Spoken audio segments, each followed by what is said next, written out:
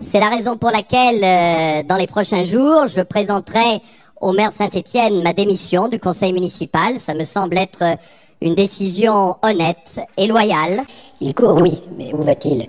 Et ça, on ne le sait pas. Ou plutôt, on commence à voir que c'est une diplomatie qui est animée par elle-même, qui est animée par son propre mouvement, et une diplomatie qui, finalement, fait beaucoup de concessions sur le terrain des droits de l'homme, de l'humanisme. Qui font se rejoindre les enseignants, les élèves, parce qu'il y a des suppressions de postes massives, parce qu'il y a ces suppressions de postes à l'inspection du travail et dans d'autres corps utiles. Je lui propose de leur en envoyer 15 000 supplémentaires, 10 000 supplémentaires. On était à 5 000, on va passer à 15 000. 15 000 Français vont aller justement à l'étranger, des volontaires que nous allons recruter dans tous les secteurs, dans tous les âges, des jeunes, des moins jeunes, des seniors, des étudiants. On a vécu ensemble en 2007 une magnifique aventure, une très belle réussite pour les législatives, les présidentielles avant, naturellement. Et j'espère qu'en 2008, eh bien, nous continuerons en gagnant les municipales, en gagnant les cantonales. Absolument. C'est un engagement du président de la République. Les Français ont tranché. 53% ont dit « Vous avez proposé ça, je souscris et j'approuve ». 85% des Français sont exprimés. C'est donc largement un programme. Je veux dire que la profession de pharmacien est une profession qui exige un très haut niveau de qualification.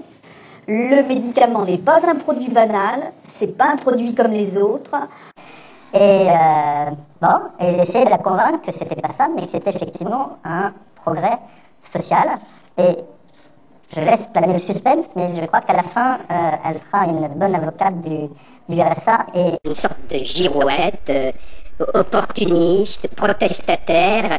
Et ce que je crois, c'est que lorsque l'on assume un engagement politique, il faut que les électeurs sachent où l'on est. Donc nous sommes à leur côté, nous sommes pour une conférence salariale, nous sommes pour que le gouvernement fasse un geste en matière de pouvoir d'achat des fonctionnaires et qu'il revienne sur les réductions de postes. Alors il ne s'agit pas de défendre encore une fois le statu quo dans la fonction publique. Les résultats sont actuellement provisoires pour les élections municipales et donc il faut se garder des conclusions, mais malgré tout, on peut déjà tirer quelques leçons.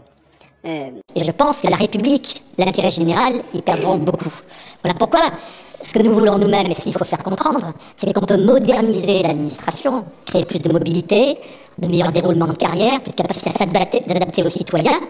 Oui, évidemment, je pense d'ailleurs que nos électeurs et les Français en règle générale, parce que là je m'adresse pas seulement aux électeurs du Front National, vont vite se rendre compte qu'il y a tout un tas de mensonges dans ce gouvernement.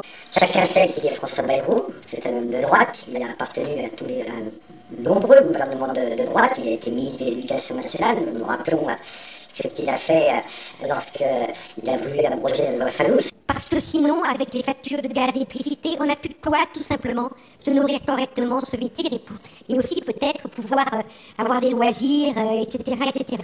Tout cela est possible si on recrée